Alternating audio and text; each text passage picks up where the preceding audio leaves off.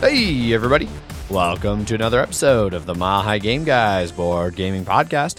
I'm your host, Adrian. I'm Zach. And I'm Jeff. And we are coming to you this Friday with another review episode.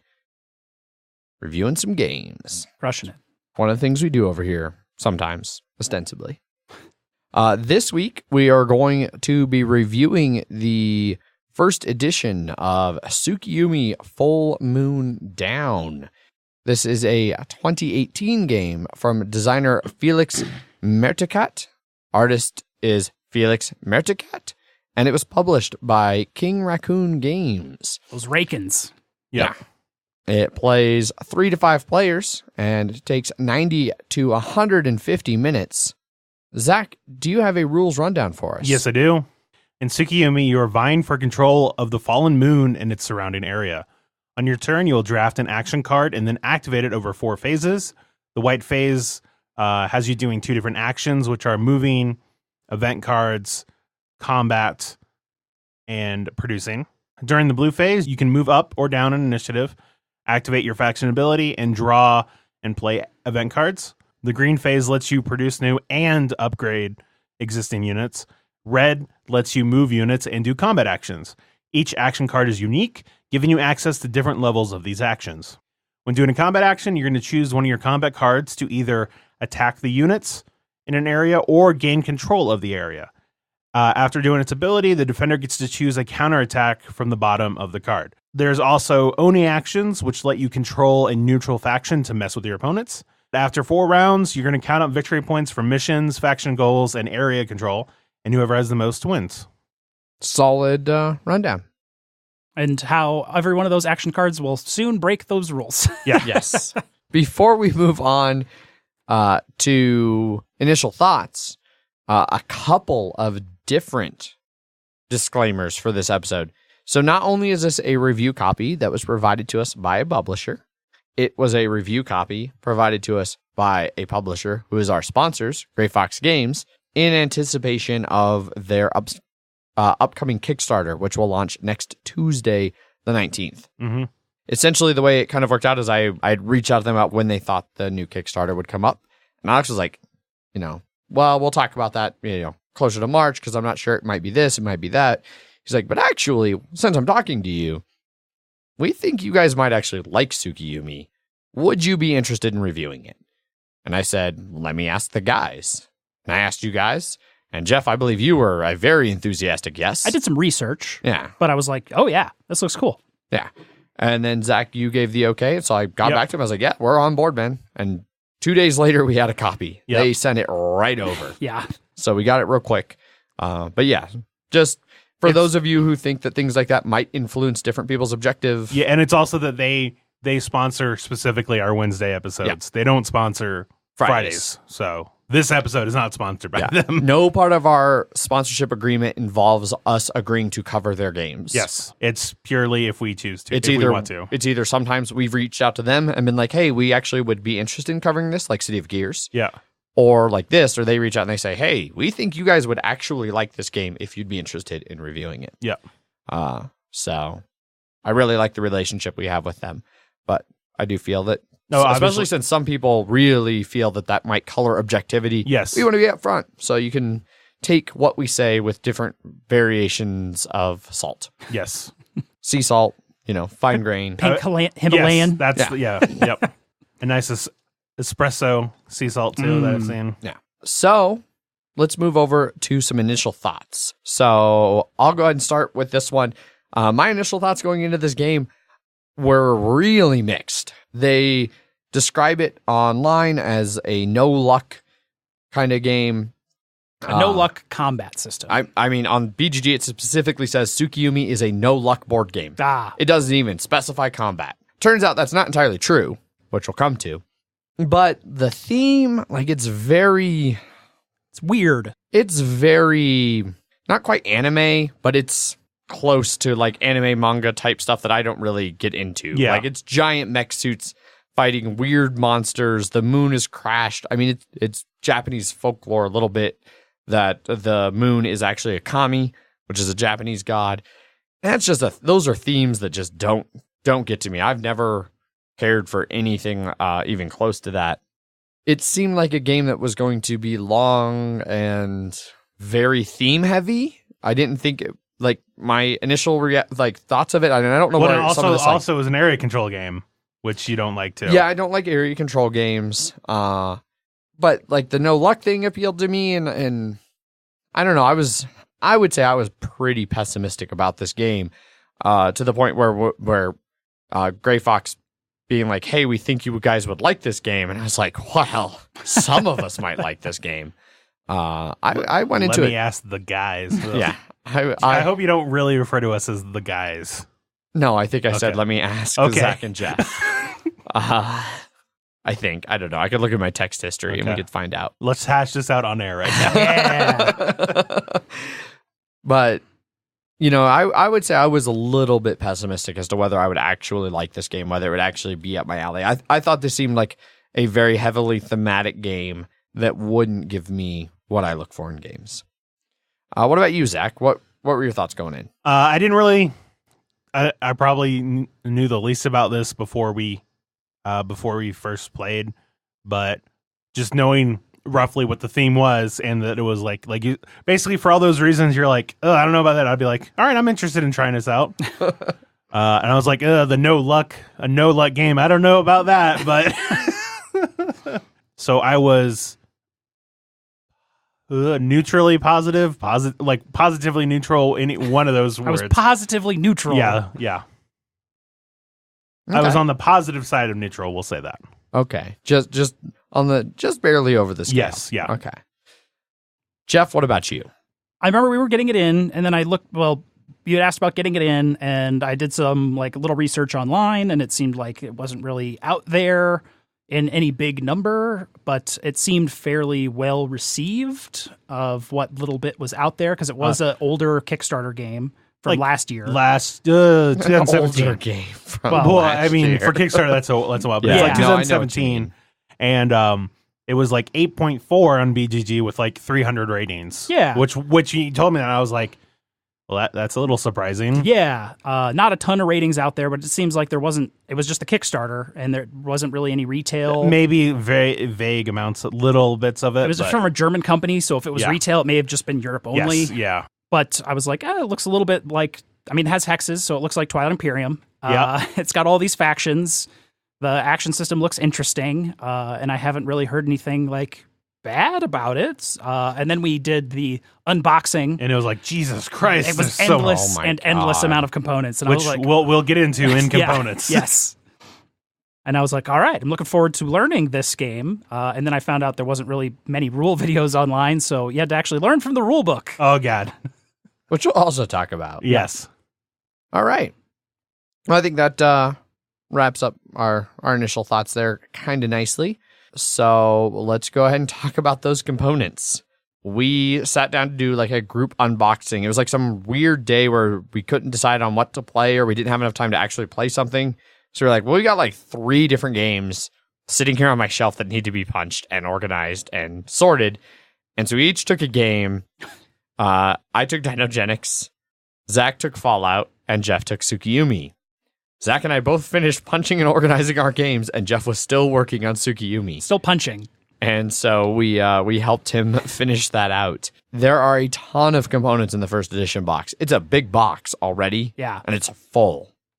A whole lot of punch board. Pretty much everything is all the pieces you play with are standees. So there's a big bag of plastic clips for the standees. There are a shit ton of punch outs for the standees, punch outs for all of the hexes in the game, which A lot of there's cardboard. A lot of hexes. Yeah. There's individual player hexes for the 5 players. There's the big, huge moon, which is basically 7 hexes smashed together. The Tsukyumi hex, the score marker hex, and then 40 or so, probably, random train hexes. I would say something similar to that, yeah. I mean, we played with 28, and there's still a big stack in the box. So there's a lot. And then tons of faction-specific cardboard punch-outs. 118 cardboard markers. Yeah. 66 faction specific, 34 terrain alterating, and 18 damage. Oh, yeah. Just tons of markers and cardboard bits. The cardboard overall is really good. Mm-hmm. Mm-hmm. Yeah, the clips not so much, but the cardboards, yes. Yeah, the putting all of the tokens in the clips are a little too tight. Yep. Like they're clearly, because so much so that they were like pushing up the bottom of the... Yeah, I think there was, of all of the figures that we had to put a base on, I think there were maybe a half dozen that didn't tear. Yeah, which at the very least, like at most, it's covering the parts that it tore, but it's still not great. Yeah. So I mean, there were sometimes like it would catch and like push it up. So even at the top of the plastic clip, the edge of the cardboard standee would be kind of like molded up. Oh. Huh. Luckily, it didn't really affect anything from a like gameplay perspective. Like none of the symbols on the standees that matter were obstructed by the clip or any of the damage the clips did when you put them on. Then the only thing that would be on the bottom is if it can fly, and that's off very clearly to the bottom left. Yeah. Like, and then some of the faction symbols and stuff are on those as well, but they're off to the sides from where the clip would be. Additionally, another nice thing is you can, even with the standees with the bases on them, fit each faction's stuff into one bag. Which it comes with a lot of bags, which is always good.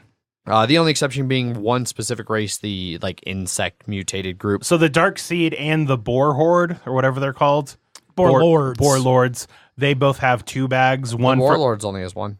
No, it has the green, like all of their terraforming shit on the side. Yeah, I put it does fit all into one. It's all in one right now. Oh, it is. It wasn't when we were unpacking yesterday. So yeah, when I split it into 2 just because it was pretty tight. Yeah. In one bag. Yeah. And someone undid my work. I clearly did. I was able to fit all of their cards, all of their tokens, all of their minis into one. The insects Dark Seed take 2. Everybody else easily fits in one. Yeah. And that's everything. Their cards, their tokens, their standees, all of their stuff, which is really handy. Yeah. Not surprisingly, the bug people have a lot of tokens. Yeah. And pieces. Yeah, they definitely live on the whole swarming insect type of gameplay. Yeah. All the individual race things, all good printed stuff. All the art and tokens and such. They're all kind of the same size, but you're never going to get confused of what goes with what. Yeah. There was a couple pieces that we didn't know where they went to begin with, like the missiles and nuke. We were like, who gets those? But as soon as you read whatever the race gets, they just throw them in there. Exactly. Yeah, so there were a few things. The first time we bagged it, I think there was like a fairly big like general mix bag. Yeah. We were like, oh, okay. Stuff. Now but then after we played once and put it all away again, that general token bag was much smaller. Yeah. It only held the actual general tokens. Yeah. Saw the cardboard I think is really good. From a graphic design stuff, like the terrain tiles are really clear to see which ones are ocean, Tsukuyumi, mountain, or fertile ground. Yep. They're clearly color and symbolically different. Symbologies, I don't know. Sure. They're visibly different in different ways. Yes. Which is really nice. Especially the ones like the ocean tiles. They did a good job because there are so many of them. They're by far the most common terrain type. They have a variety of different art backgrounds, but none of which interferes with being able to be like, that's clearly an ocean tile. That's true, but there were definitely cases where some people would be like, well, does that mean anything on it? And you're just like, no. If it's sea, that's all that matters. Yeah. It's just the clearly big red, this area blockaded thing. My biggest complaint component-wise, besides those clips wrecking the standees when you put them on, the player boards and some of those things are really thin cardstock. Yep. Which with everything else being a bunch of, with there being already so much cardboard, it's like, well, couldn't these have just been a little bit heavier duty cardboard?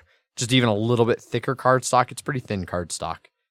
It's like Terraforming Mars level cardstock. Yeah. So top.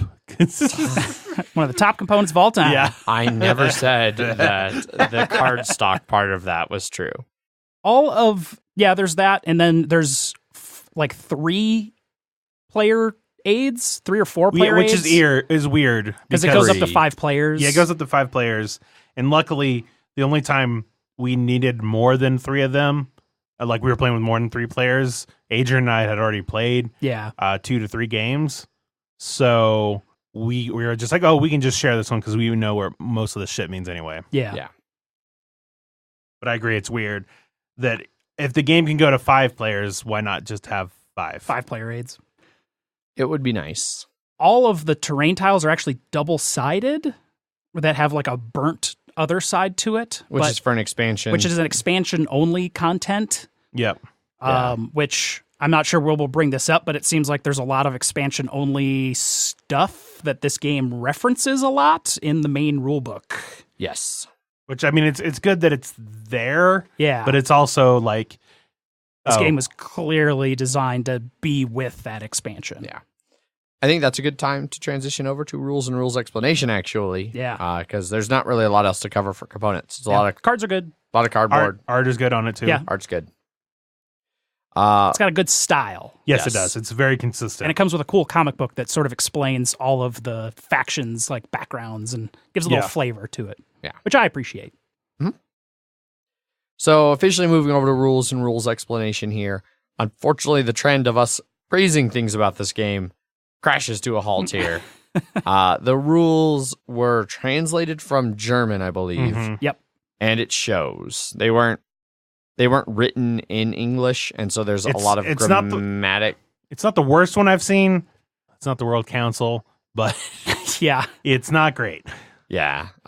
There's sometimes like even the meaning is clear, but the phrasing or wording is off enough to make you like read it again and be like, wait, what? And then in other areas, some of it is actually a little bit confusing / hard to parse what exactly things mean.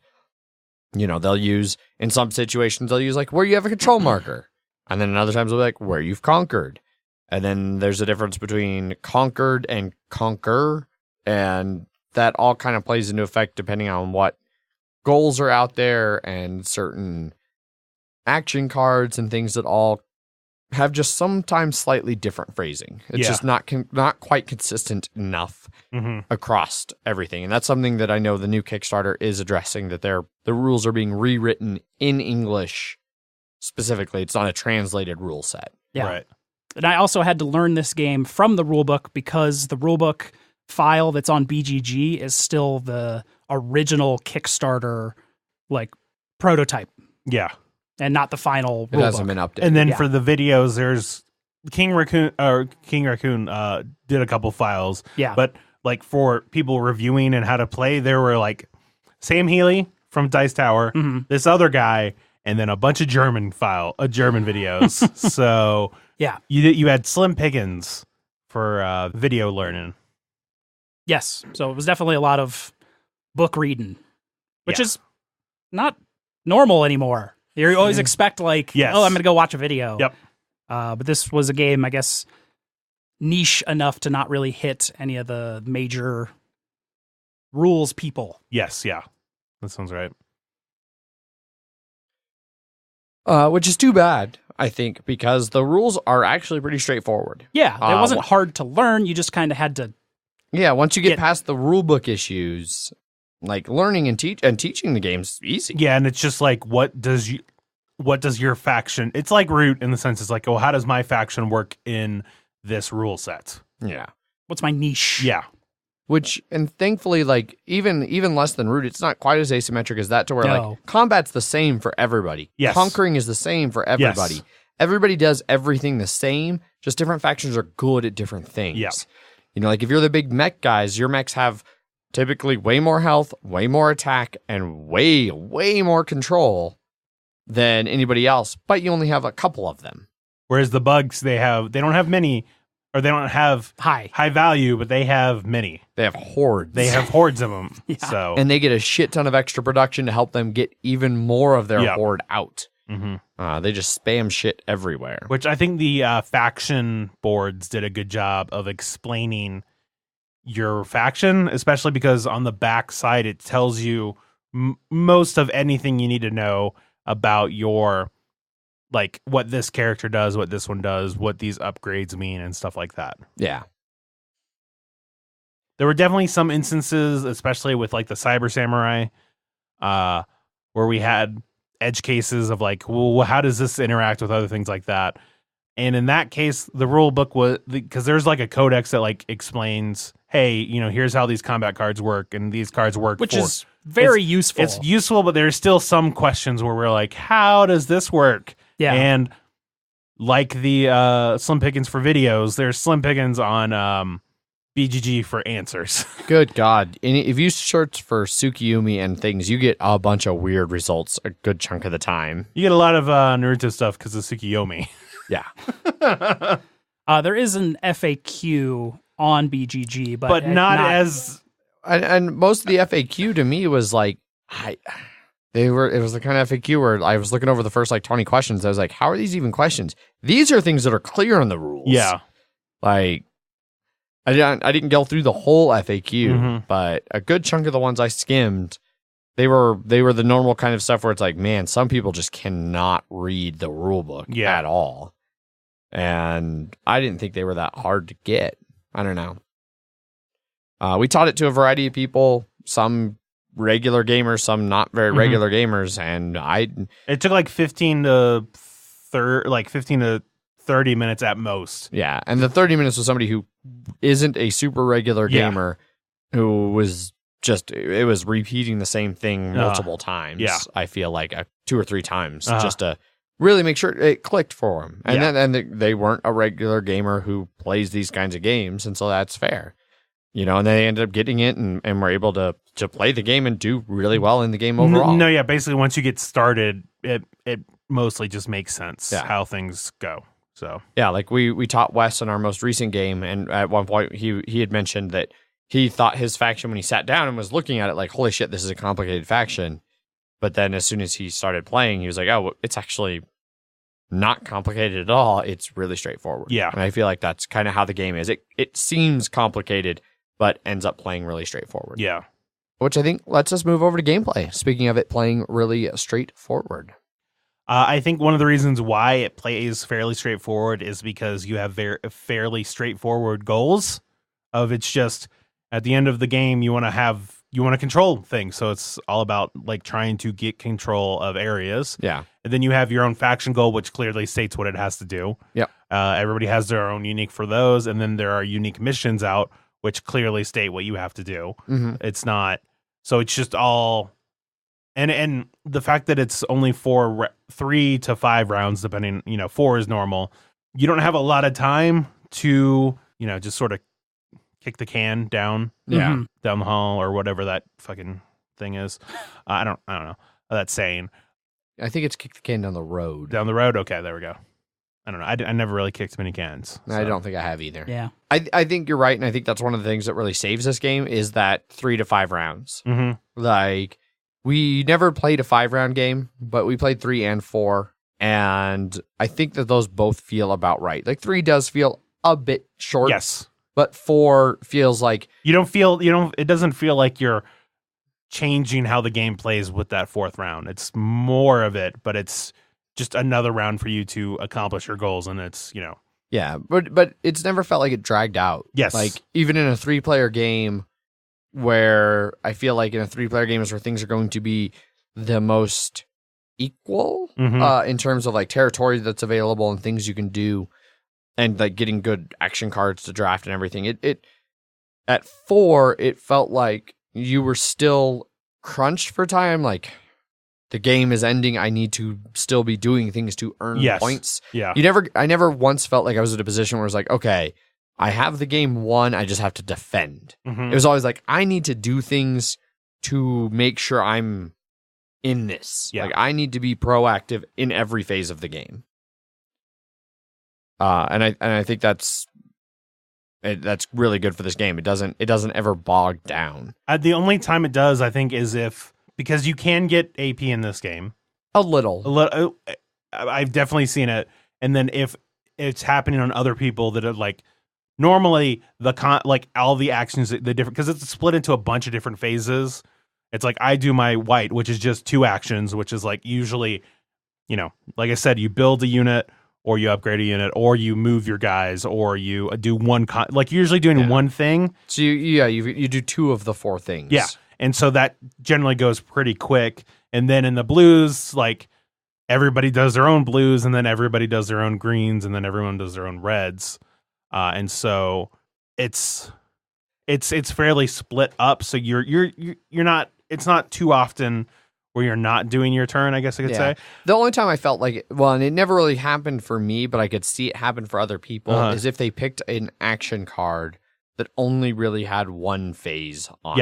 Yes. Because then they were like, while everybody else did those other phases, it felt like everybody else was doing things, and they were just sitting there. But I basically would view it as that's your choice. Like, 100%. Yeah, you, like there's one that's like a red one. You get to move your guys and do a shitload of actions, but that's all you're doing your turn, and you made that choice of that's what I need to do that this round, and that's it. So I am choosing to opt out of those, and so I feel like you shouldn't feel like now I'm just sort of waiting for everybody, because you're like, yeah, you wanted to wait for everybody so you could do these things. Yeah. So, but that's what I'm saying. Like that's the only time that I felt like I saw it dragging for people. Mm-hmm. I don't know. I didn't get to really have in-depth talks with some of the people we played with just once here and there as to where they felt the game may have dragged or slowed down. But across player counts and across 3 or 4 rounds, I felt like the game really mostly felt like it was moving. Our last game, we got a lot of out of game chat, which slowed the game down, but that's not the game's fault. That was us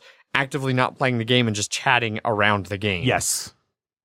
And even then, that game finished in like 3 hours. 3.5, I think. Yeah. But that was with the rule teach too. So that was a rule teach for 2 new players. And it was after I had played 18xx all morning and had been drinking while playing 18xx.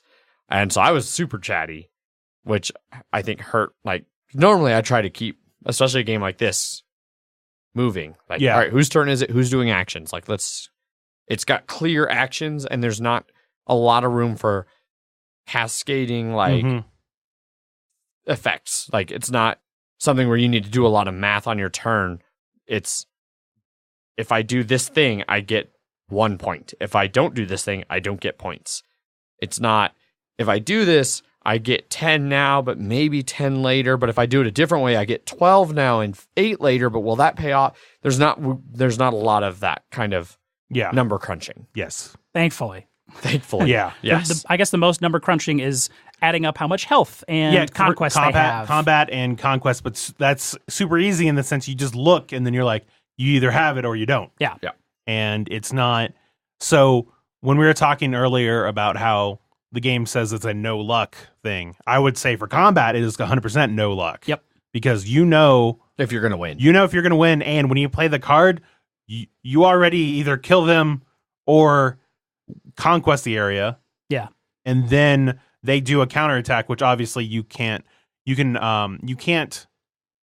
choose what they're going to do, but it reminded me actually like Cry Havoc in that combat system, in the sense that the attacker chooses where they want to, put things first, and then the defender looks at it. Which kind of is also a little bit that Rising Sun. Well, the Rising Sun, it was just revealed at the same time. Because you bid. There's none of that here. No, but in Cry Havoc, it was the fact that the attacker went first, so your attacker is like, I'm focusing on these things. Yeah. Here, it's like, well, I have this card I want to use that says one of the options that the defender can choose is I don't get another attack action, so I make this my last attack action. Yeah. And so you can make it to where it'll cause the least amount. You're hopefully going to cause the least amount of damage to your own faction. Yeah. Those combat cards are certainly the most unique thing. Yes, because I've seen in a while. Definitely, and especially because every faction has their own unique. Like, even though they have everybody has an annihilation and a conquest Basically, card. I want to kill all your dudes. I want to take over your space. Yeah, everybody some have both. Some have. Yeah, there are other cards that include those, but even on those two, the counterattacks are different. For each faction. Yep. Yeah. And some of those have like the one that's combo conquest annihilation has real bad things that can happen back. Well, like you're getting to do something really powerful in doing both of these actions. Yep. Your opponent has like the Borelords one is just like lose 3 units of your of the defender's choice. No, it's the same. It's for the Holy Conquest for the mechs is you get to conquest an area if you have less conquest points there. So you'd see like I'm getting that no matter what. But one of the options is you get like you lose a mech of the defender's choice. So you send your powerful guy that takes like 3 or 4 production to build and fully upgrade, and you're like, okay, I want you to kill that guy, and you're like, God damn it. Yeah. So there are risks and rewards for it. Yeah. And that's super cool. Yes. Yeah. But it's good that when someone's attacking, they can't be like, aha, you can't attack me now. Yeah. Or conquest, oh, sorry, no, you're not going to be able to do it. I pulled some bullshit out of my head. Yeah, there's no real action card there. Yes, it's, I'm doing this. What's the cost of me doing this? And yeah, because there's not like a dice roll either, where it's like, I'm winning 5-2. Let's roll a 6-sided die. Oh, I rolled a 1. You rolled a 6. You now beat me. 7-6. Yeah. And I'm fucked because the one roll that could fuck me got rolled. It's, and you can really plan for that. And sometimes you make that decision like, okay, you're like, you'll look down and you'll be like, okay, this one won't do anything. This one won't do anything. Yeah. So you're going to do one of these two. This one, you do half damage to me, which would kill my one guy. Which, for the most part, you always get to assign damage. So if you have big guys, you can use that to soak up most damage, which is always nice. Or it's like you're going to do this other thing like retreat or something else that I can see that coming and plan for it. And so when you plan out your attacks, you might have 3 combat actions. And you can be like, I need to do them in this order because that gives me the best choices of the options to mitigate how much I'm going to face retaliation. Yeah, exactly. And one thing I do like is the so we haven't even really talked about the Oni yet, which are like a neutral faction, because some of the actions you can do are either place Oni or do an Oni conquest. Placing Oni, you get to place it wherever. And then there's generally 3 different ones. Yes. 10, 20, or 30. Yeah. But they're all fairly standard. There are like legendary ones, which we didn't end up special rules. Yeah, but we were going to play with, but Jeff wasn't there because he was dying. Yeah. But then he got better. I did. And so I got better. But like they're fairly standard. But you can because you can control them, you can either use them to mess with your opponents, or you can use them to help strengthen your position, because you can certain things, like if you need to kill Oni, get some weak ass Oni and have them hit against your giant meat shield, and just be like, all right, well you came hit me, now I'm gonna kill these guys. It's a legitimate strategy. Yes, and if you are attacking Oni, it's whoever is the lowest in initiative order is the one that decides what the Oni does. And so we had what I thought was a cool thing of, you needed to take the moon. You were the bugs, and so you played your swarm ability or whatever. Yeah, swarm, which is like, I remember I loaded up a bunch of high conquest Onis there to prevent you from getting it. And then you swarmed, which helped let you get conquest points from all around the area to let you get it. But one of the options that you that I could choose was kill the Oni, and then you lose health for however many, like whatever their health was, which ended up killing all of your bugs that were on there, leaving it completely open for me to be like, all right, well, it's my turn now, and I'm going to conquest in that area, and I just get it. Yeah. Which is an excellent example of not having the foresight to see how your opponent might choose. But it was one of those things that information was there for me if I had looked at it and seen it. Yeah. Like I could have seen that you would have wiped me out, and then you still had an action, and you had a guy who would love for there to be nothing there. Yes. So, and so speaking on the not knowing what was going to happen, the reason we were saying this isn't a no luck game is because of the event deck, which is generally the blue phase. But not always. No. And there's 2 cards that are face up, and then you can also draw from a pile. And they do a variety of little things like, hey, I can make this area unstable. Hey, I can turn terrain around a little bit. So rotate hexes. Yes, rotate hexes. You can add radioactivity. You can do a production of like a bunch of little things. You can move your home zone. Yes, like you can add additional tiles. So. A lot of swap tiles. You can swap tiles. A lot of neat things. A lot of neat, cool little things. But you can, like, if the right cards get drawn, it can super fuck you in a way that you were not expecting. So in our first game, normally it's like draw 1, play 1. Yes. But there are action cards that are like draw 3, play 3. Yes. That's this example. Well, yeah. So and what happened on this one is that Adrian, he was going first. He was the nomads, and he had grouped up in this one area. And then Jeff played a card, espionage, which was, it lets me move up or down in initiative, and also move someone else up or down in initiative. So I was in third, moved to second, and then moved Adrian from first to second.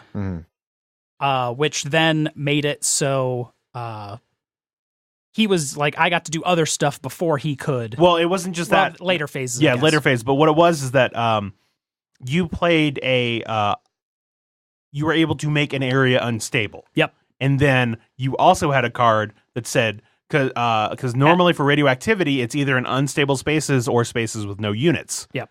And you were able to make that space that you just made unstable radioactive. Which kills all units in it at the end of the turn. Which sucks, but Adrian was like, oh. He can just move out. He can just move out. I had drawn... Because the nice thing, I don't think we've talked about movement. When you move literally everything you want, one space or two spaces, depending on how powerful that card is. Yes, and your faction abilities and stuff like that. Yeah.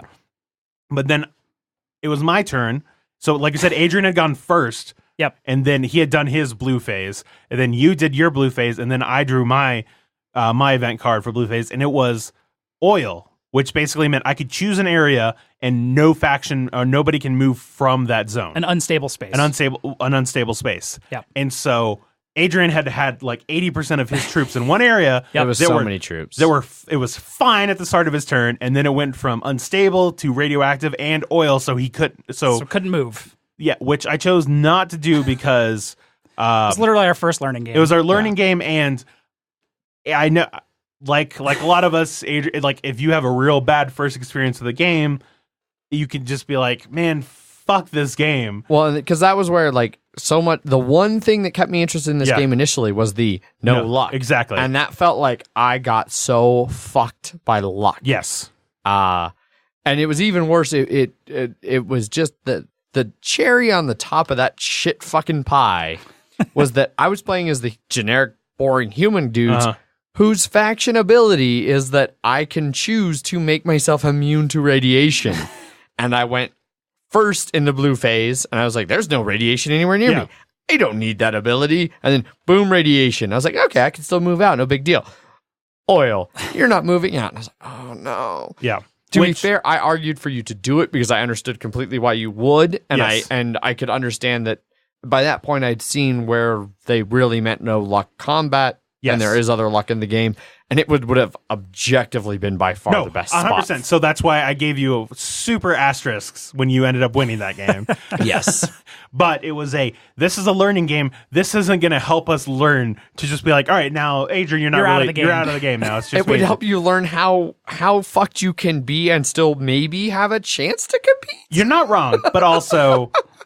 Second, like I told you, I would do it again now. Now that it's just that we didn't know that card was in there. No, I didn't know there's 40 event cards. Yeah, and there's like one oil slick. Yeah, it's like there's probably one radiation. Exactly. Well, I think there's a couple, but the odds of them coming up back to back like that in a situation where I have a ton of troops on an unstable thing, which is all good learning because then in every future game. And I had an event card that let me go into the discard, which is what gave me what I needed. Exactly. Yeah. Yeah. And so I learned a valuable lesson about if you have a faction that relies on having a lot, like, so the humans are fairly medium strength, but they have abilities to add damage where you want. Yeah.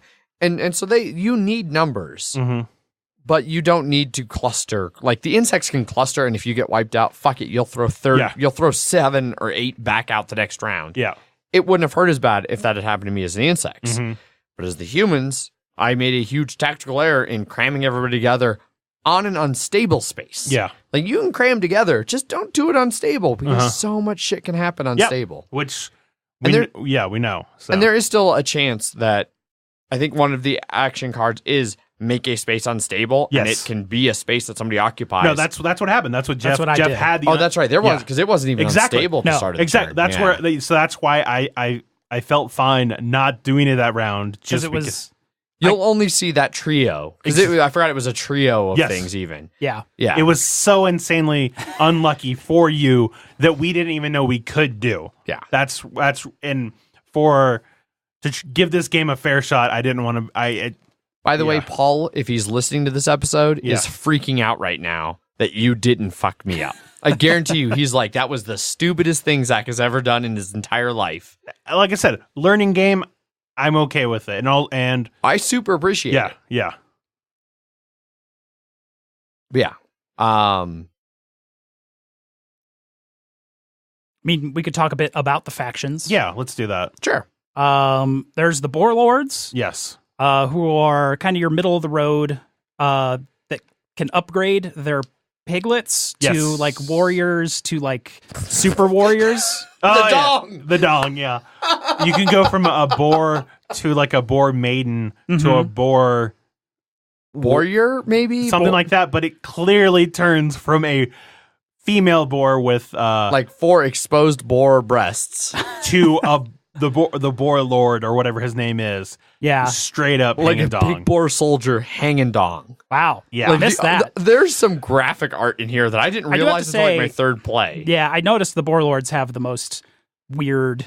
They're there's- very they're animals. They don't believe Yeah. in clothes. Yeah. Pretty much. They have like fanny packs and backpacks for carrying gear. Otherwise, swinging dicks and tits. I mean, you got to ask now. Is that staying with the minis? I doubt it. I doubt it. I doubt it. Especially a swinging dick. Yeah. They're not going to have a swinging dick mini. It's a German game. It's fine. Going whole hog. Yeah. Yeah. Fuck. But their hook is they can build a lot of fortifications and terraforming. Yes. Yes. So you're about being entrenched in areas. You aren't like you'll expand out and then be like, now this is mine. You have a You lot can of block off areas, Yes. but you can still move through that you blockade. have tunnels that help you move through them quickly. You can make it harder for other people to do damage to you there or to conquest there. Yep. Yeah, so you can dig tunnels under the barriers that are on the map, Mm-hmm. and then you can put up your own barriers that are like only you can move Yes. across them. Yeah. So you have a lot of area, like they're really good at control. Yes. That's their whole If they get shtick. set up, it's hard to get. A lot of even their biggest guys have like 50 and 60 conquest They points. actually have a lot. They're like But- the second highest conquest Yes, points. but they have like 30 health and 15. They're not about doing damage to people. Yeah. They're not about taking a lot of damage. It's just about maintaining control in areas. And then they have a mobile spawn point with their like boar Or mother. Yep. who Yes. can spawn piglets, which you can then immediately upgrade Yes. with production. Yeah. I super liked in the game that so another faction is the, what'd you call them, Zach? The edgelord hackers? Yeah, edgelord hackers, the cyber samurai. The cyber samurai. And they get like a decent spread of troops that are good strength-ish. And they're all remotely controlled cyber samurai. Yes. But their main shtick for them is that you start with 3 uplink cards that are like special cards. They're That are colored- satellites, I think. Yes. Some of them, thematically. yeah. some of them seem like satellites. Some of them seem like upgrades to the robots that you control. Yeah. But yeah. Most of them are color coded to the blue, green, and red phases. So when a red phase activates, as long as you have a red phase on your action card, Mhm. you get to do your red phase cards. And one of their abilities is a Setsumo laser or Setsumo. It's an orbital laser. beam. Yeah, yeah. and it does 10 damage. And I got so much enjoyment in our last game about every time Wes left a little cute drawing piglet somewhere by itself, I would just laser it from space. Well, and if you weren't doing that, you were murdering my dogs. I was killing cute little animals all because I'm Haxer Edgelord. Yeah. Cyber Samurai Yeah. guy.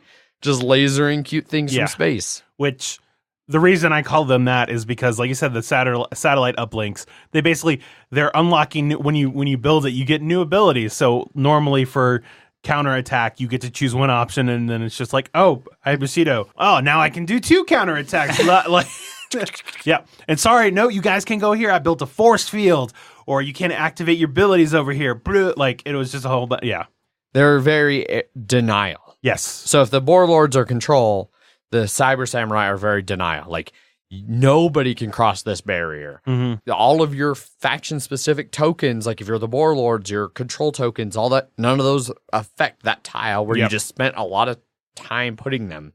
The insects, which is another race I played that I actually really liked. The Dark They're- Seed, yeah. We talked about them. They're swarm tactics. They're really weak control, weak health, weak attack, but they just spam things out there. You can build there's a big queen and then like 2 or 3 egg sacs that the queen adds 2 to your production, and each of the egg sacs add 1. So that's if you the, have them all out there, yeah. you have 5 production a turn. Yeah, it's the planter and 2 breeders. Yeah. Yeah. Which, yeah, you can get a shitload of production through that. And similar to the boar mother, you can produce off of them. Yep. So, and then every time you kill one, they leave an egg behind in the space, and you can always spawn on your eggs. So, because normally when you spawn, it's from your home area or adjacent to that. You can just if you have eggs out, you get to spawn straight from there. Yep. So it's I kill you, but you're coming back. So like you said, it's all about swarm. It's just constant fucking little things that you're like, God, I fucking thought I killed you. God damn it. Whack-a-mole. Yeah, pretty just much. constant insect whack-a-mole. And the opposite of that is the mechs. The Kampfgruppen 3 or Yes. something. German mechs. German Yeah. mechs. You only have 5 units on the board, but most of them hit. Like a fucking truck. Yes. Yeah. And a lot of them have, because they're mechs, which makes sense. Like, I have these boar guys. We're poor. We're boar. And then you're like, yeah, but I'm a mech. What are you going to do to me? They're not Stomp. like in the comics. They're not small mechs. Yeah, exactly. They're like many stories tall. So they're mechs. mechs meant to kill dragons. Yes, they're dragon killers. Yes. Because dragons now exist after the moon crashed into the Pacific Ocean. I think they always existed, but now they're like really out there or something. Okay. I mean, if you want to talk about weird factions, the fact that once the Pacific Ocean dried up, the whales are like, fuck it, we're just going to start flying. Yeah. Then you're like, what? Okay. The moon did a lot of weird shit yeah. to a lot of people, all yes, right? it did. But the mechs are all about upgrading themselves, and they do a lot of damage, and they have they can get missiles to do they can get a nuke and just be like, fuck this area. cruise it's a missile stupid strikes. amount of It's damage. 80 too. damage to it. Yeah. It's a nuke. Yes, but they don't do that well against ambush stuff because a lot of their abilities are when they're the ones doing the attacking because they have a sniper guy that if you're attacking next to him, you get to add 20 damage to it. Great. But Or- he's fairly weak. He only has like 20 health or Yeah, something like that. yeah. So you their keep- rocket guy's actually kind of weak too. Yeah. Yeah, no, the rocket guy is great when he's attacking, but if he's not attacking, he's super fucked because he only has like 15 health. And does them at max, you have 5 units you can Yes. have on the board. So you're great about this area is mine, but bugs can just sneak around you, and then you're just it's hard for you to get a lot of conquest area and control it because you have so few units. Yeah. Yeah. And I'm not sure we've really cleared up how many dozens of different units are part of each of these factions. Yeah. So yeah, only having 5. Whereas the bugs have I want to say 36. Yeah. Well, and the big difference for the bugs is they can have all 36 out there. Exactly. Yeah, there's no real limit. The mechs have 10 people, but only it's 5, and then they're 5 upgraded versions. Exactly. You're only going to have 5 on the board total. Mhm. Whereas a lot of those other groups, the bugs are the far opposite example where they Yeah. can really swarm. Yeah. But even the Cyber Samurai can easily have 2 dozen. No, Yeah. probably not quite 2 dozen. I would say 15 to 20 out, but Mhm. still. if they're Yeah. really pushed. I mean, Yes. I didn't, but Yeah, no. It's all the other ones can get anywhere from a dozen to 2.5, 2 to 3 dozen. But the mechs, they just have 5. So it's you set up your big, especially because your Dragon Hunter mech, it has 75 conquest points. Fuck trying to just conquest unless it's that is your freaking goal to do that. you would need so many troops. Exactly. The Boar Lords probably have the best chance. I found a good picture of a comparison of all of those. Yeah. The total amount of units. Yeah. Yeah. Wow, the Cyber Samurai are the second least. I think then I feel like the humans are the second humans least. are close. Yeah. Yeah. Yeah. Only because the Cyber Samurai have 2 different drone Exactly. groups. Yeah. But no, to conquer that Dragon Slayer, if you want to conquer over that, it's going to take the Boar Lords could maybe do it with 2 or 3. Yeah. Anybody else is going to need 5 or 6. Uh-huh. So that guy can conquer half of what almost anybody else's field. Yes. And then we already talked about humans, right? A little bit. A little No, bit. a Okay. little bit earlier, but since we've specifically Uh-huh. been talking Yeah. factions, no. Okay. They're like the humans in every fantasy thing. They're the jack of all trades. Yes. They're decently strong, decently numbered, but their big shtick is you can build weapons. Yep. And then any unit of yours can use a weapon except a dog, but yes. except the dogs. Yeah.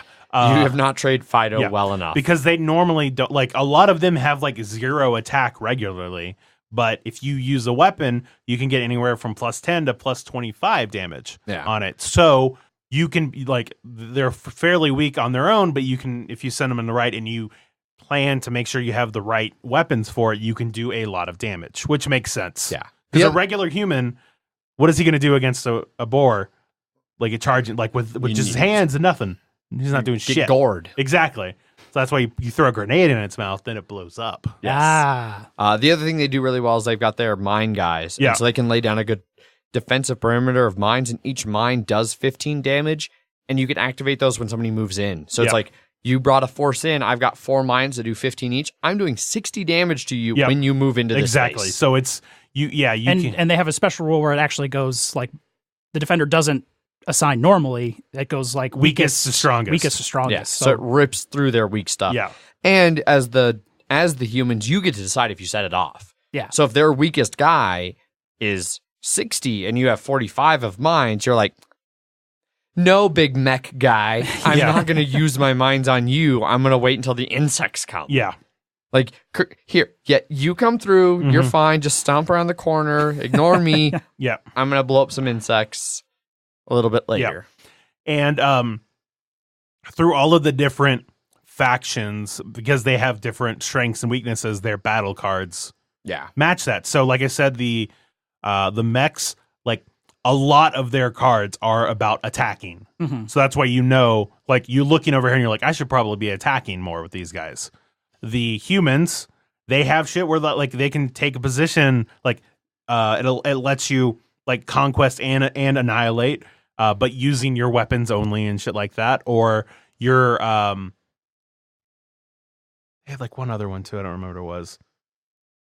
Was it guerrilla attack, which is the attack, and then I don't remember what take a position was. You got to move. You got to double up. Like, it was about, you can move, you can, like, conquest here and then run away or something like that. The bugs, they have the swarm, which, like, they can either go and get all of the help around them, or they can just go and attack the area. And they can add their health to so they're kamikazing, it says on there. So they're basically killing themselves to kill the people there. Yeah. And then the boar horde had, like, a lot of horde tactics things, but their consequences were pretty rough as well. Yes. Yeah, the Cyber Samurai had one where they could add, if they had the laser, they could add the 10 from the laser and some other things. But then it had its opposite, like, defense thing was, if you use the laser, there's an unstable token there now. So a lot of these things are the more powerful ability, the higher risk you're taking in doing it. Yeah, the more people get their counterattack has stronger abilities. Exactly. Getting squashed. Yeah. Yep. I think that's probably a pretty good spot to wrap up gameplay. Yeah, I mean, we didn't really talk about the phases much. Because we went over them a bit. We didn't really talk about how the action cards change a lot of those things either. Like, the action cards aren't just purely blue, green, red. I mean, we mentioned that a little bit, but they do change up quite a bit, and they are all unique. Yeah, they are all unique. So certain ones kind of bleed into other phases sometimes on there. So it's not just as simple as choosing the clear option. Like, I think the first one I did in our first game was one where I only got a green phase or I only got a red phase. Yeah. But it was probably the most powerful of either of those phases. I've never seen that card come up again, but yeah. Because I remember Zach being like, no, you get to do both. And you're like, no, it says or. And I was like, oh, well, you're right this time, Jeff. Yeah. Whereas in our last game where you were in the hospital, Zach had the card that was like, I only do red phase. So you guys have fun in your blue and green phases, and then I'm just be ready. I'm going to do a lot of stuff in the red phase. Yeah, I think that's... The only other thing I'd want to touch on is the faction-specific things. So, like, the faction-specific goals and missions. The missions aren't faction-specific. Well, they're faction-specific, but they're not... Each faction brings a mission. Yes, that's what I mean. Everyone can do the mission.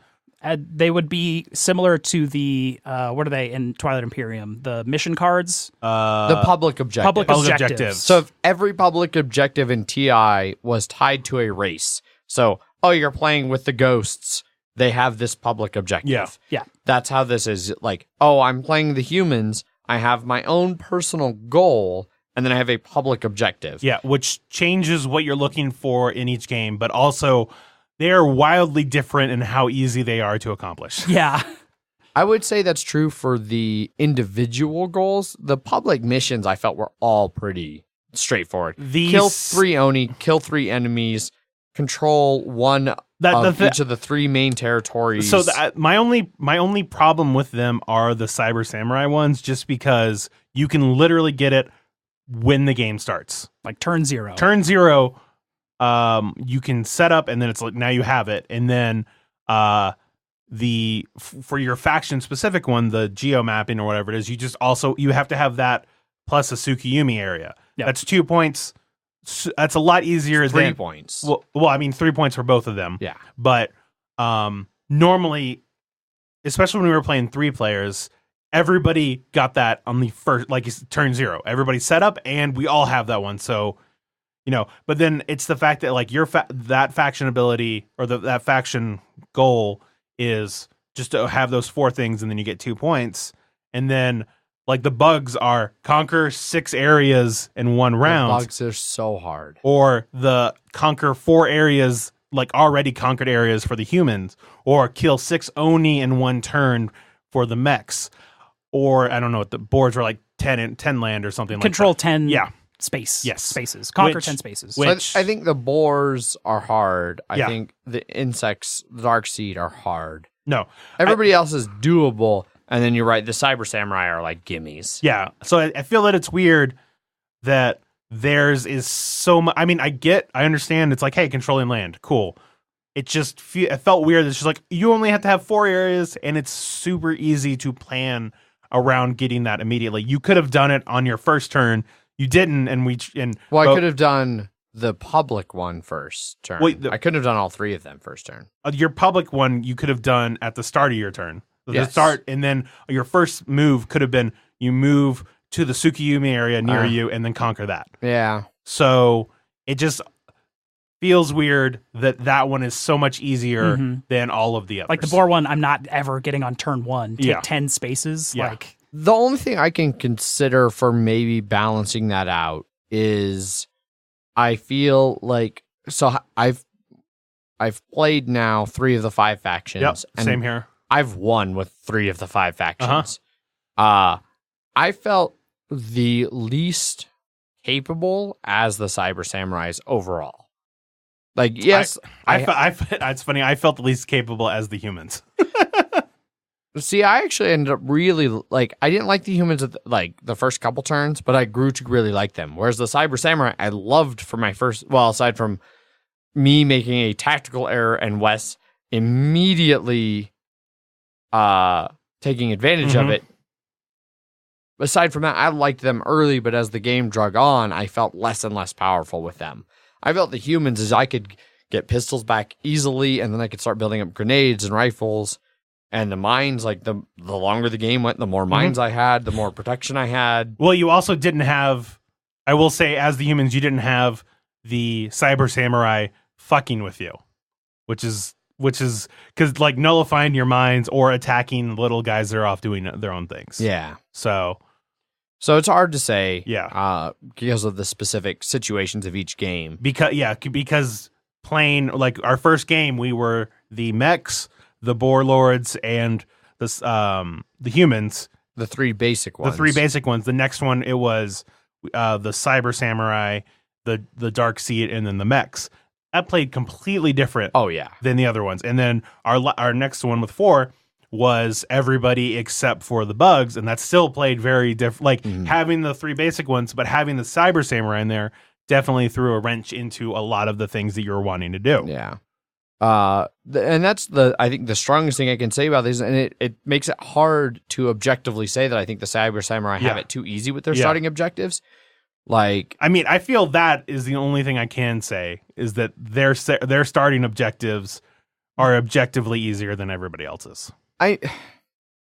Yes, I will agree from a objective, like just evaluating how easy it is to get them. They're like you said, they're the only race that not just them, but almost everybody can get their mission. Mm-hmm. Especially in like a 3-player game, Yeah. or a 4. A 5, it's not going to happen because there's not enough fertile ground. Yeah.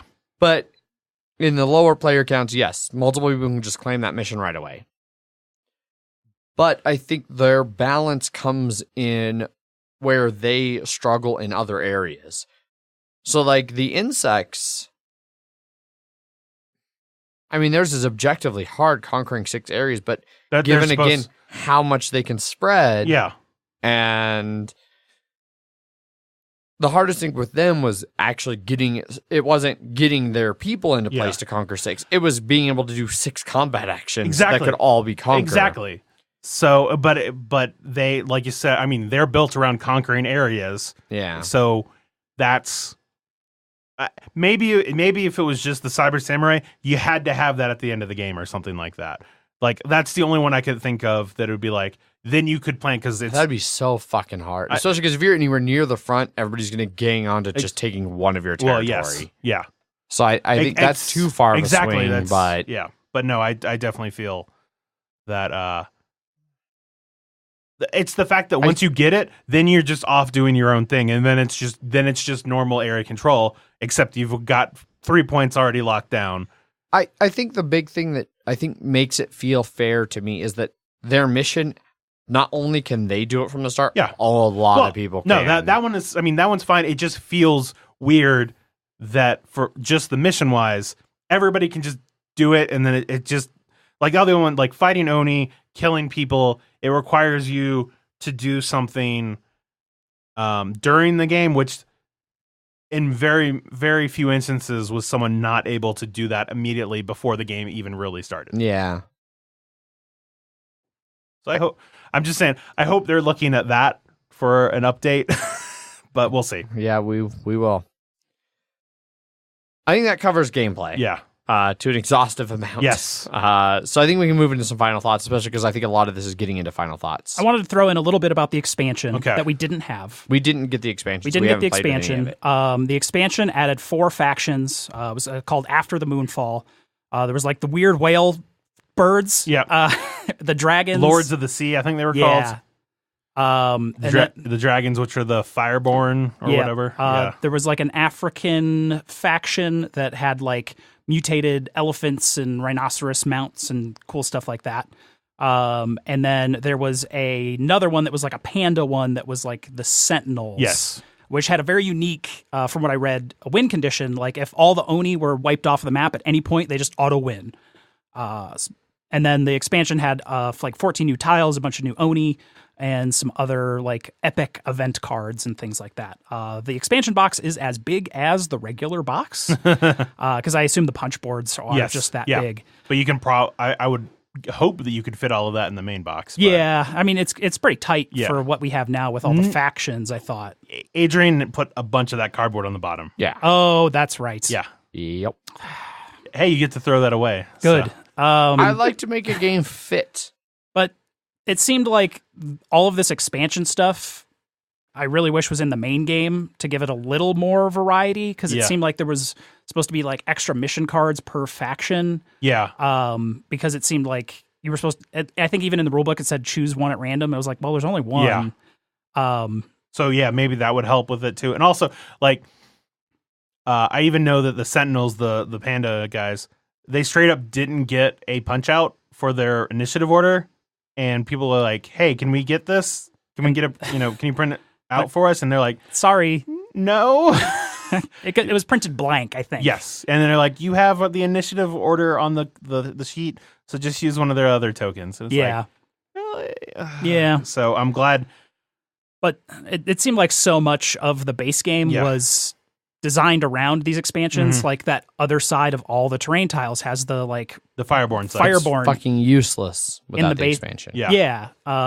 So I don't know what happened in there, but it seems weird that they sort of separated out a lot of this expansion stuff.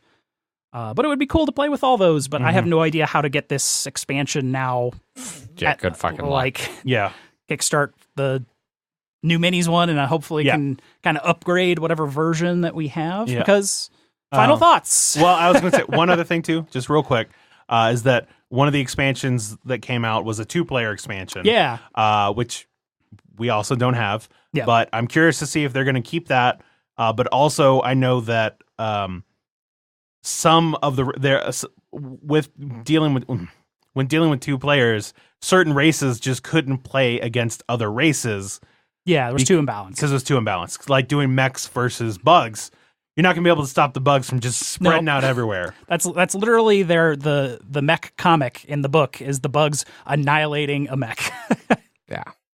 I mean, I don't actually know if those two aren't, but I feel like those two should be. There is a specific things that you can, and even in there on the BGG forums, they're like, if you find a way to play with these races together, please let us know. Yeah. And the After the Moonfall adds components up to 6 players as well. Yeah. That's a lot. That is a lot. I don't know about that. That's mostly what the extra tiles and stuff are for, because there's only 5 factions. It comes with the base game. Yeah. All right. Final thoughts. Let's do it. Pull that ripcord. Jeff, let's start with you. Shill number 1. Shill number 1. I really liked it. I liked it more than I thought I would going into it. I like how the combat and conquest works. Not everything is you going in, killing everything, and taking it over. Sometimes you're just going in there and taking it over, but you still have those guys on you. I like the neutral faction with the Oni, because you can turn it against people, or you can use it to your own advantage. You also get to choose the strength of the Oni that you're spawning, which I thought was a little weird at first, but it does make sense. It depends on how much you want to really screw someone over, or if you want to throw in a bunch of little tiny guys like your faction does to try and kill as many as possible in one turn. I thought all the factions played very uniquely. The kind of style of everything really comes together after you see how it plays. The board asymmetry, I think, could be a little better because you sort of choose where you want to set up your hexes and stuff. It doesn't have like a real strict setup for some setups, because there is variable map setups. I don't think we really talked much about that because there is a bunch of different like sort of setup scenarios in the back of the rule book. Certain areas can be thicker or smaller depending towards the very center of the board. But I never noticed that make a real big difference on the game because you are pretty mobile. Yeah. Because there is no real restriction on moving into or out of spaces, really. Outside of the blockades. Of like, you can't go there. Yeah, you can't really block other people in. You can't lock people down. No. You can make it to where they stop moving, but if they're already in that space, they can keep going. Yes. I liked the action selection. It was all really cool how all the cards were unique and different. So you still had a hand of like 654 or whatever that you could choose from because you drafted as the game went on. But basically, if you missed that card in that first hand, I think you can really only get around to it on that like 4th round if in a 3-player game. But in other games, you'll never see it again. Yep. But knowing those action cards is pretty important. I say this game plays best after the first play because you have to learn quite a bit on how these fairly unique systems work together, then not, I guess. Yes. But I think once you learn it, it's easy enough to go to a different faction. Yes. Oh yeah. You don't have to do a learning game for each faction. No. But you have to learn that you don't want to group up all your units because there are event cards that will fuck you. Yeah. I mean, You'll get to it. Yeah. I think this is a game I'm glad we got attention to because this is an example of a game that goes under the radar because there are so many games that are coming out. I don't think we even talked about this on its original Kickstarter. No, I remember. I feel like we saw it and then we were just like, we'll do something else. Yeah. And I'm glad we got this game because I think it's awesome. I'll go next. We'll just go around the table here. Same. No, sorry. I just literally any way this happened, we going around the table. I know. It's the great thing about 3 people. Yeah. There's no way to not go around the table. I feel the same as Jeff. I went into this very pessimistic. We talk about how Here's this game we've never heard of. Well, no, and even more than that, Zach, you said you feel like we looked at it and like passed on it. I remember actively having a negative reaction to the first Kickstarter. And like, it's based on like this weird style, because it's style, not like it's not a manga. I don't think actually. No, I don't think it ever existed before the game. No. They just wrote a bunch of comics to go with it after the fact. That is correct. But it gave me that same feel where it was like, the moon fell into the Pacific Ocean and cracked open and a dragon came out. What? I mean, it very slowly reached. It was which I didn't realize until I was reading something for this episode where it said like it got closer and closer every year until like it finally like drug a big canyon across all of the planet before coming to rest in the Pacific Ocean. Yeah.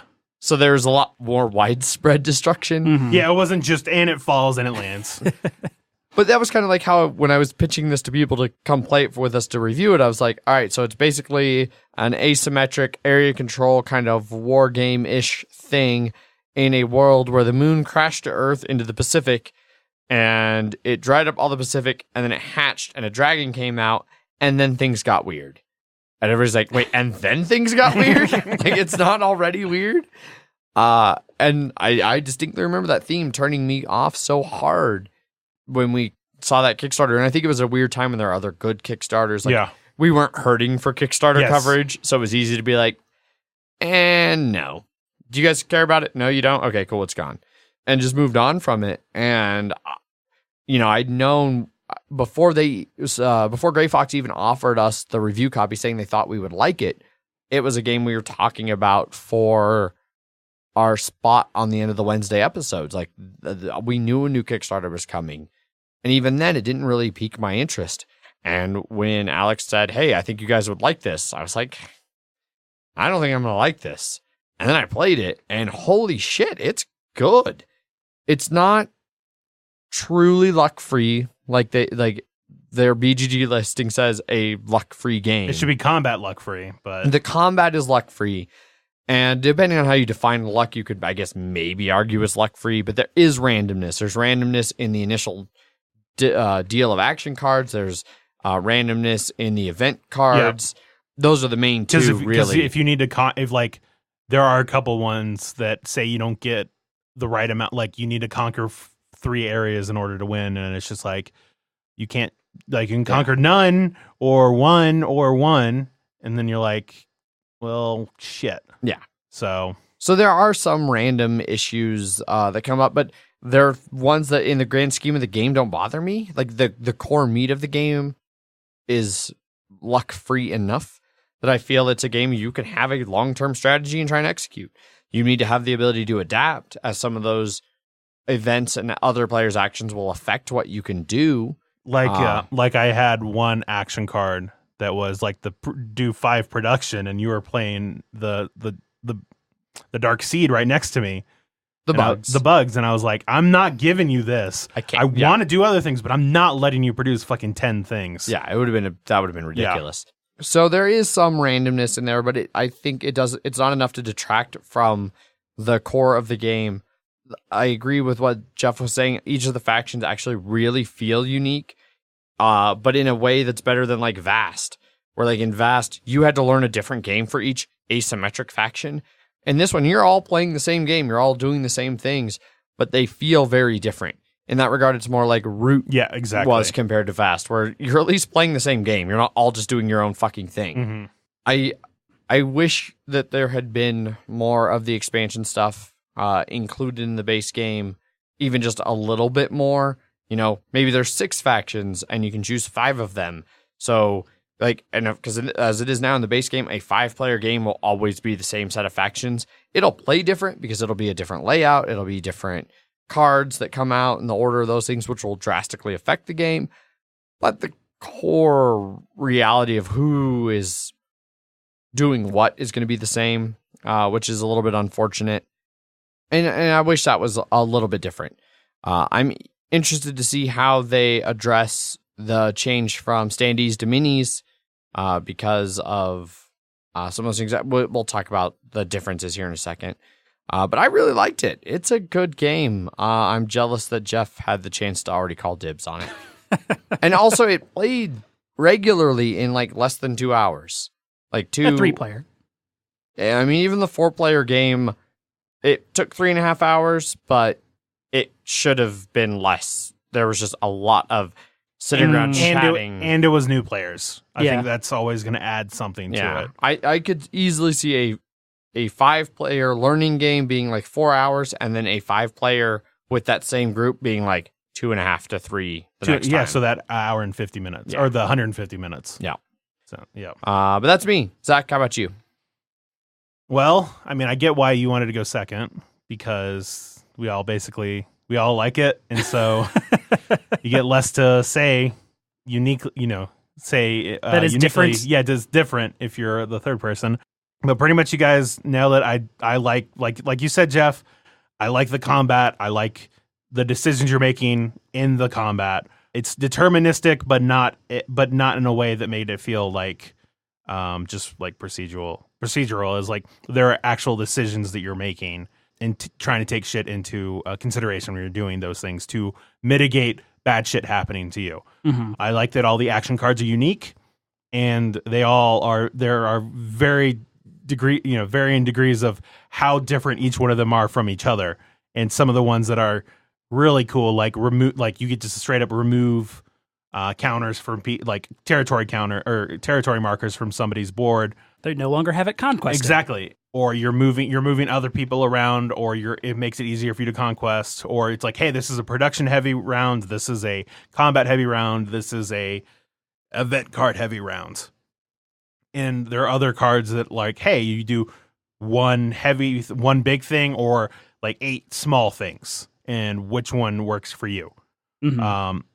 I like how, like you were saying, Adrian, I like how different the factions were, and they definitely it definitely felt more like Root than Vast in the sense that they are very unique, but you can get them fairly easily when you play them for the first time after your first learning game of actually understanding the game.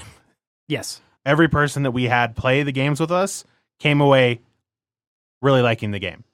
In fact, like we got an email from one of them that'll be coming up later. Yes. When I was taking Richard back to his house After he played with us, he was just he was like, "Man, I should have done this. I should have done this." And I want to play it again. I wanted to play as the mechs because I want to do I understand them now.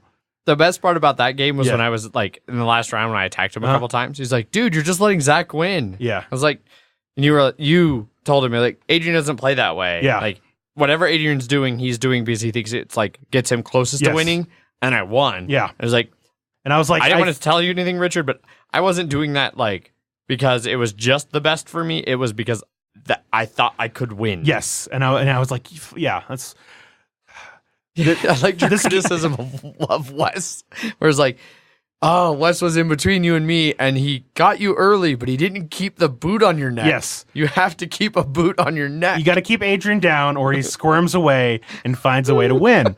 I have like one criticism of the game, and it's not even a criticism of the game. It's just I'm fucking annoyed at those initiative order points because each time it took victory away from me and handed it to fucking Adrian. Not the last time. Not the first two. The first two it did. Initiative order tiebreaker. No, first one.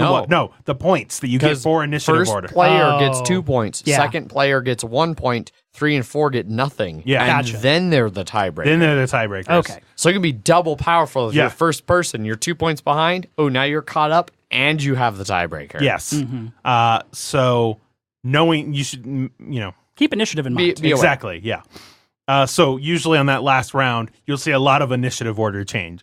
But unfortunately, if you're first player and everybody changes initiative, you are now fourth player. Yeah. And there's nothing you can do about Yes. But even though that last game was the only one where I felt like I felt the length of the game.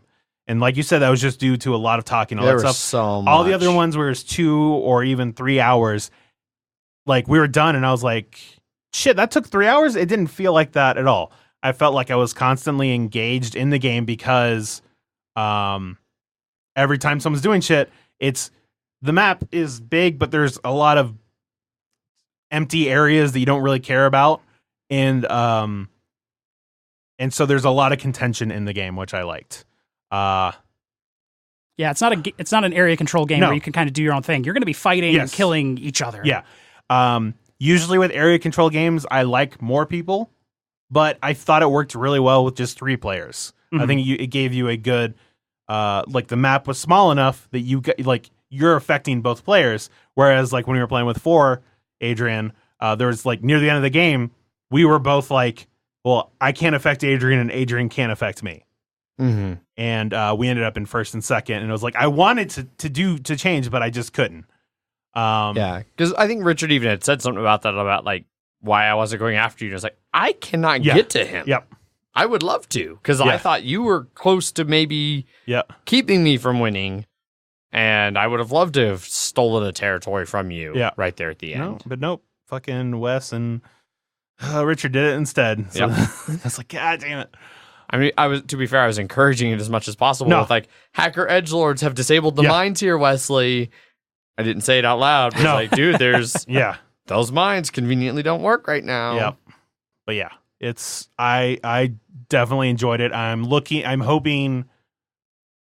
definitely enjoyed it, but I can see the faults of its production that I'm hoping Gray Fox will be able to remedy. Yeah. So real quick, now that we've wrapped up, final thoughts before we move to listener feedback. Price and availability? No. I almost sure I'll do it right now. It's $105 Canadian from one web store. Like, I could only find it available from one Canadian game store, Board Game Bliss, for $105 Canadian. Otherwise, it's not available. Who knows how much that is in real money? Originally, it was like €100 for both the base game and the expansion and the Kickstarter, which is like $112, I think. Yeah. And I don't know what the price points are going to be on the new Gray Fox Kickstarter. They haven't solidified a lot of that, and what they haven't shared with us, because there's conventions in Gamma, and so they are busy doing other things, and we have not gotten that information. Find out March 19th. Yep.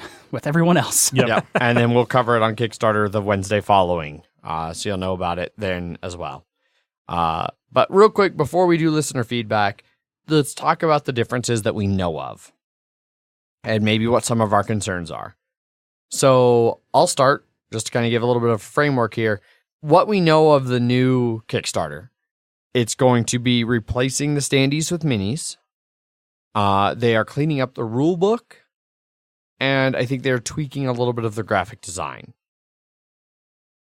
Things I'm excited about that, cleaning up the rule book would be amazing. Yeah. Hopefully, maybe getting some better answers to some of those edge cases, a more detailed back portion where they go over each of the action cards the event cards.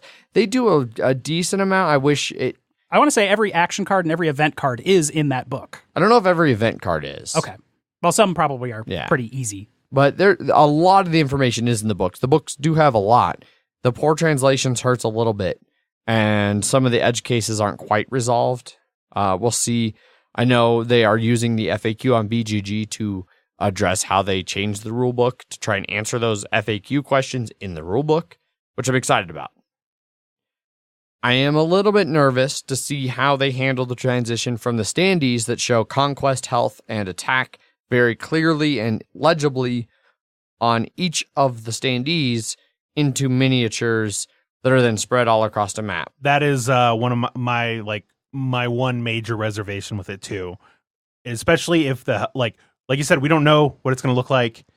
Hopefully it's not just hopefully the health is somewhere on the mini or something that you can. They have had like pre-production, like digital previews of the minis, but they don't have any clear baser on them. Exactly. That has like all that stuff easily on. Yeah. Them. Because if you have to refer back to other people's boards, that would really bog down the game. Or is there going to be a quick reference sheet for like every person sitting next to them? So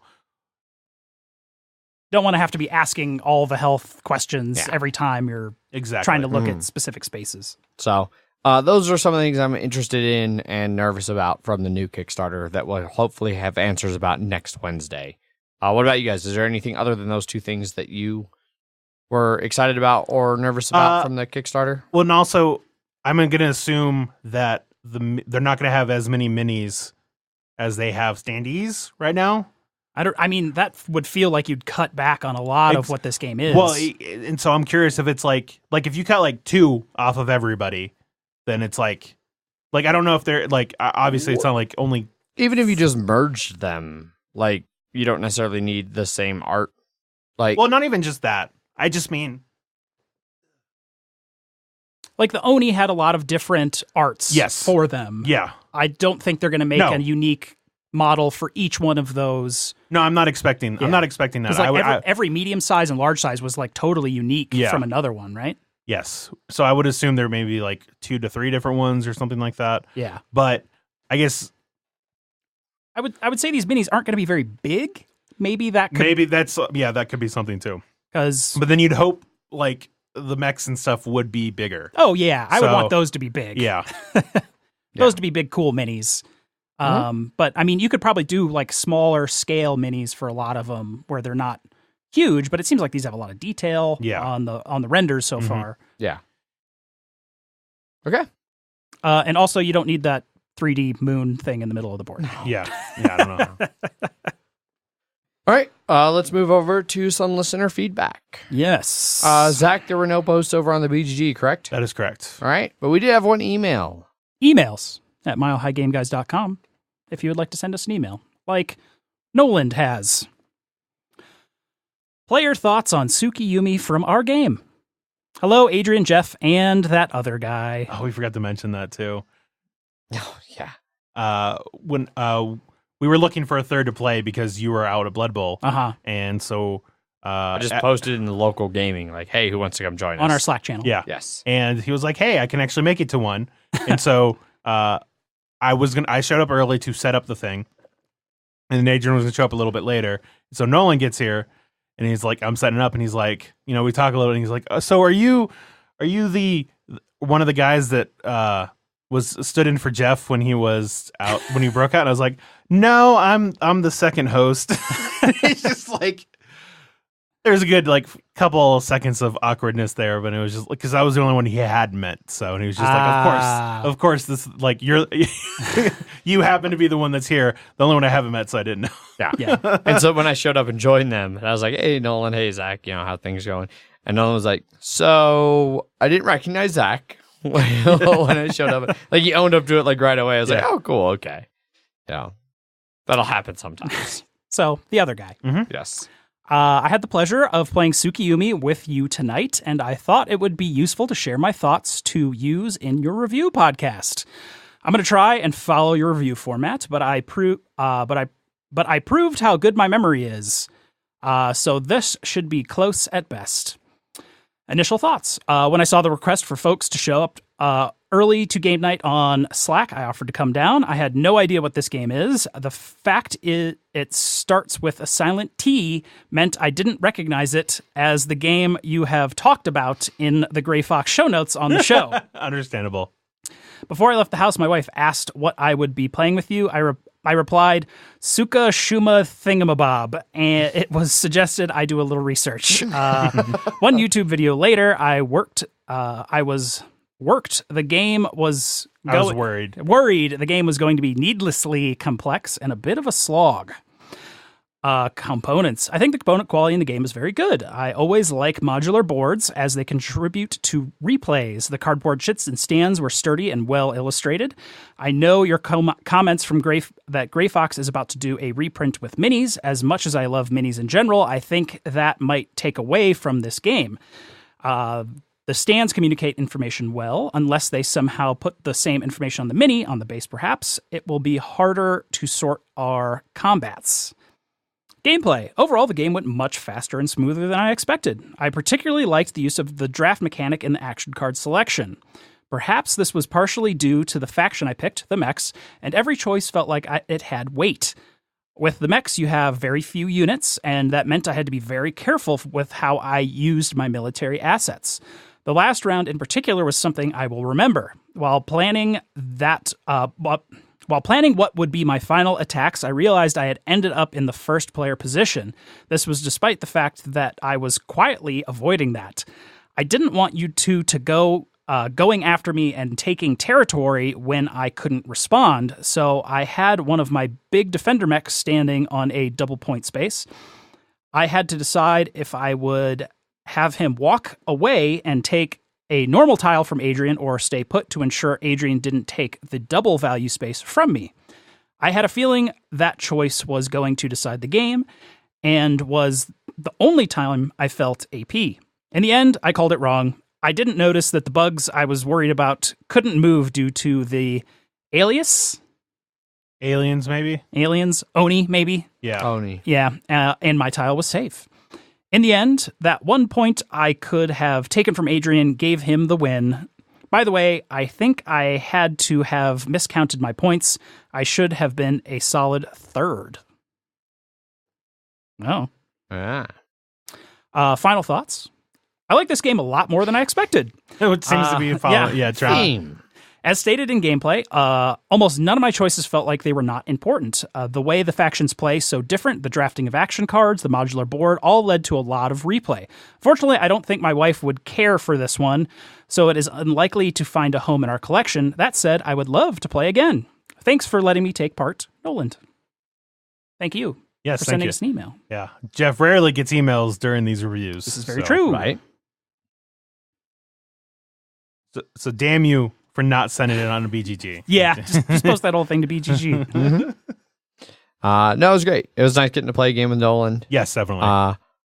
Although I feel like he took a little bit too much of the show shit on Adrian we literally shit on Adrian in games all the time. Seems about right. No, I'm fine with that. Yeah. I mean, I still won, so maybe it wasn't enough. Yeah. I don't know. No. So the problem is that he started attacking me. I told him, it's like, if you just focus on Adrian and that's it, you can make sure he doesn't win. No. That is an excellent example of Zach just straight up lying to ultimately win a game. I've never done that. I would never lie.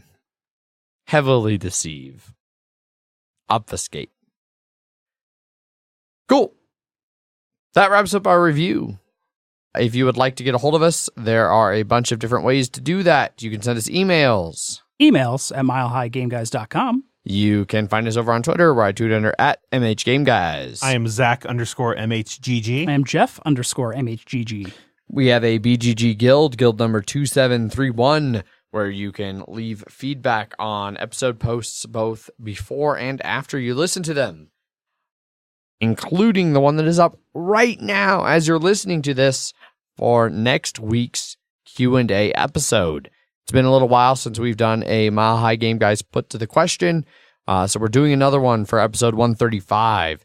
So jump over to that thread on BGG, and you can ask us any questions, board game related or not. You can ask Jeff about how his leg break has been and experiences in regards to that. You can ask me about snowboarding or my new job. You can ask Zach about board games or computer games or Lyft driving or whatever the hell you want. You can ask us about anything, even things we don't. Ask us about astrophysics. We won't have a good answer, but we'll have give you an something. answer. Yes. We'll give you something. Plenty of stuff there. You can also follow us on Facebook and Instagram, both /Mile High Game Guys, with relative amounts of content to either of those platforms. And jump over to our website, milehighgameguys.com, for links to our Slack channel that is always active. It's always the most active when I'm not available. Started my new job today. Mm-hmm. So many messages I missed. Now you know how I feel. Stay tuned next Wednesday for the Kickstarter coverage of this game, Tsukuyumi. Whoa. We'll have more information about pledge levels, how they handled their minis. All of those questions we had at the end of this episode will be answered on Wednesday. Yeah. So, thanks everybody for listening. As always, I've been your host, Adrian. I'm still Zach. And I'm Yokai Jeff. Bye. Bye. Bye.